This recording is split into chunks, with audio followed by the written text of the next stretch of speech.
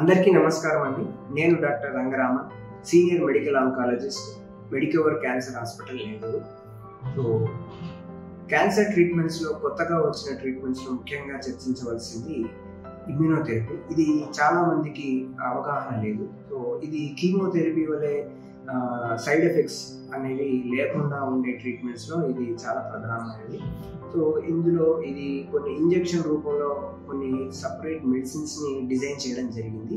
ఈ మెడిసిన్స్ ఏంటంటే రోగి యొక్క ఇమ్యూనిటీని ఉత్తేజపరిచి ఆ ఇమ్యూనిటీని క్యాన్సర్పై పోరాటం చేసేంత ఉత్తేజపరిచి ఆ ఇమ్యూనిటీతోనే క్యాన్సర్ని క్లియర్ చేసే విధంగా దాన్ని ఎడ్యుకేట్ చేస్తుంది ఇమ్యూన్ సిస్టమ్. సో ఈ విధంగా చేయటం మూలంగా మనకి ఇమ్యూన్ సిస్టమ్ ఫైట్ చేస్తుంది కాబట్టి మనకి కీమోథెరపీ లాంటి సైడ్ ఎఫెక్ట్స్ అయితే రావు.